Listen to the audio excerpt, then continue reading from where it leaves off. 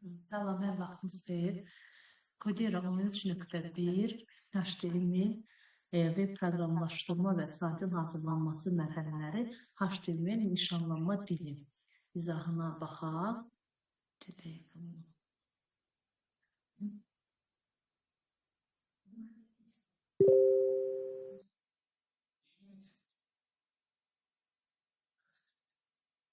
Web saytın hazırlanması mərhələlərinin düzgün ardıcıllığını müəyyən edin.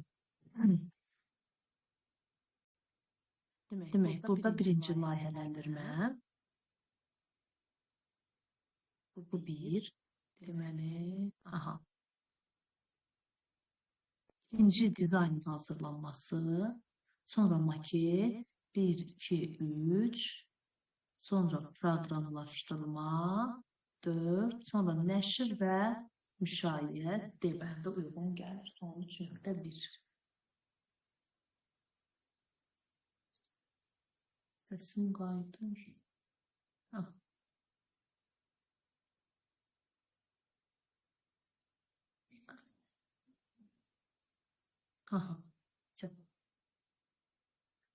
Uyğunluğu müəyyən edin, layihələndirmə, dizayn hazırlaması və səhifələrin maketlərinin qurulması. Birinci layihələndirməyə bax, dizayn maket əsasında HTML şablon səhifələrin maketi yaradılır. Bax, bu maket 3-ə aiddir. 3A. Maketlərin qurulması. Dizayner texniki tapşırıqların irəli sürmüş ideyaları səhifələrin eskizləri şəklində gerçəkləşdirməsi dizayna aiddir. Bu B-dir. Bu mərhələnin nəticəsində texniki tapşırıq hazırlanır. Bu isə 1-dir. 1C, 2B, 3A yerləndi. Uyğunluğu müəyyən edin. Deməli, servislərin proqramlaşdırılması, saytın nəşr layihənin müşayiət olunması. Burada sayta daxil olanların sayı izlənilir. Artıq bu müşayiətdir. İzlənilən 3A. Bu mərhələdə sayt və hostinqə əlavə olunma nəşrdir. 2B. Dinamik və əks olunur menyu düymələr, bu isə proqramlaşdırmadır. 1C, 2B, 1C, 2B, 3A, burada da Y bəndi olacaq. HTML nədir? HTML, deməli, Hypertext Markup Language, B bəndi. Keçək. Hansı mətnin formatlaşdırma tegi deyil? Necə ki, mətnin formatlaşdırmasını görürsünüz, bu böyük başlıq verir, bu qalın yazır, növbəti abzasdır, bu kursiv yazır, bax, bu isə cədvələ aiddir, bu ona aid deyil. Yazı ölçüsünü 7 etmək üçün tekst, baxaq burada, font, yazı ölçüsünü 7 etmək üçün hansı HTML tegi istifadə olunur? Font, DK size 7 ölçü. Font size 7. Bir HTML səhifəsinin arxa fon rənginin sarı rəngdə arxa fon rəng verirsə, bıc color. Əgər arxa fona şəkil verirsə, background olacaq.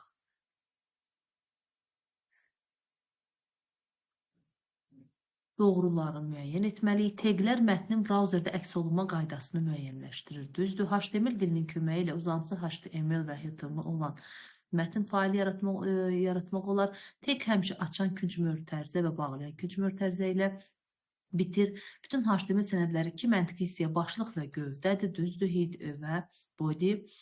Brauzerin başlıq zolağında sənədin adını təyin etmək üçün title tegindən istifadə olunur, olmasa urul ünvan görsənir. Çox vaxt HTML sənədin adı index, default və font HTML olur. Burada hamısı doğrudur. Font tegi hansı atributlar vardır? Font tegində face, size və color, size, color. Seçdirilmiş mətn hissəsini qalın etmək üçün qalın edən strong və yaxud da B-dır. HTML elementlərinin ekranda bir sətri aşağı endirən B-rı, abzas isə P-dır. Sənədin adını web brauzerin başlıq zolağında yazmaq üçün title tegindən istifadə olunur. Hipermətn başqa sənədlərə istinadı olan mətndir. Uyğunluğu müəyyən edin. Font abzasının təyini üçün istifadə olunan p-dır. Mətnlərin qalın formada yazan strongdur. Eyni enli t-dır. C. Mətnin rəngini, ölçüsünü və stilini. Baxın, bu font teqinə aiddir. Fontda rəng colordur. Color. Ölçü size, size. Stil isə elə neydi o? Stil idi elə. Face. Aha, bəli. Face. Aha, unutdum birdən. Face. Deməli, bax, bu font teqinin atributlarıdır bunlar. Baxın, burada var. Bax, burada da onu deyir. Rəngini, ölçüsünü və stilini. Face. Bəli. Mətnin stilini təyin edir. Deməli, burada hansı bənd oldu? Bu isə 1D-dir. Deməli, 1D, 2B, 3C, 4A Y bəndi. Hansı simvollar HTML teqini müəyyən edir? D bəndidir. Ən böyük başlıq üçün H1. Bilirik ki, başlığımız H1-dən H6-ya qədərdir. H1 ən böyük, ən kiçik H6-dır. Hansı teq veb səhviyyə ayırıcı üfüqi xətt qoyan HR teqidir? Və HR, BR və image teqinin bağlayan teqi yoxdur.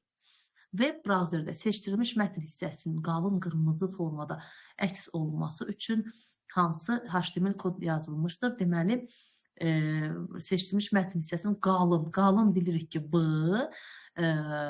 və qırmızı yellowdur. Font color yellow, stil bold, font bağlayır. Daha sonra qoy digərlərini də baxaq.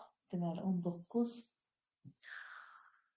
Bir də font color da ola bilər. Aha, bu ola bilər. Bu da ola bilər. Bax, bu da uyğun gəlir. C bəndə uyğun gəlir. Font belə bağlanır. Bu.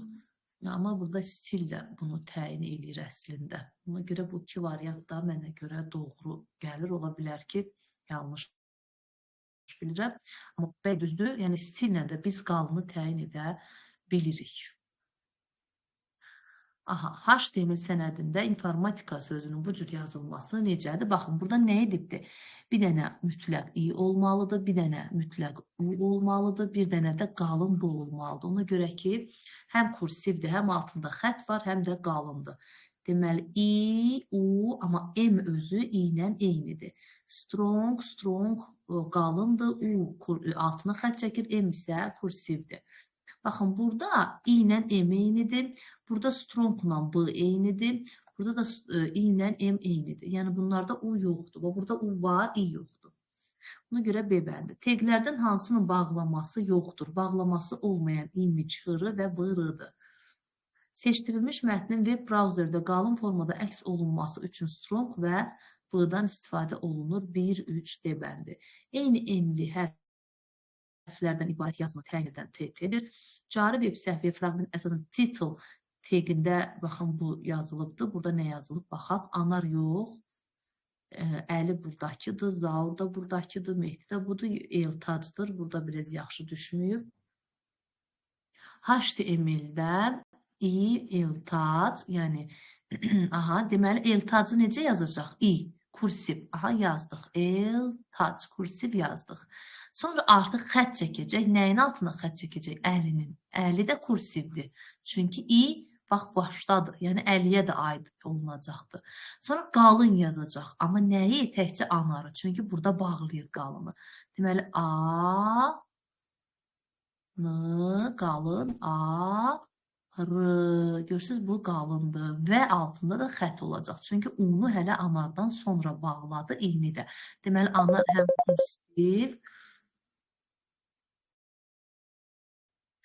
həm kursiv, həm İbrahim, mən telefonumu gətir, belə 2 dənə sualım qaldı. Çəkil, 2 çəkil.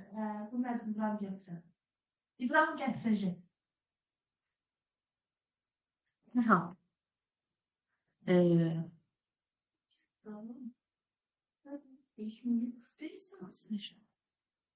Aha, eltac Kursiv, əli kursiv amma qalın yazmayacaq. Anar qalın və altında xətt olacaq. Baxın, Y bəndi.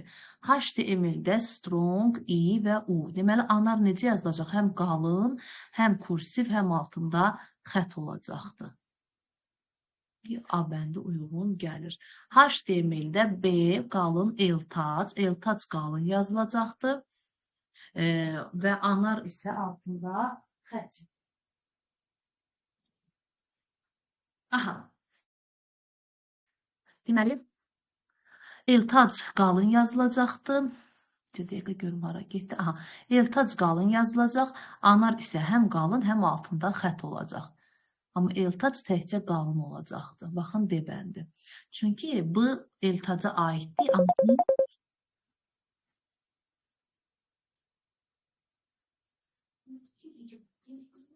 qrafik görüntünün yerləşdiyi P teqindəki mətnə nəzərən necə yerləşməsini tənzimləmək üçün hansı atributdan istifadə olunur? P teqindəki mətnə nəzərən necə yerləşməsi alignla tənzimlənir.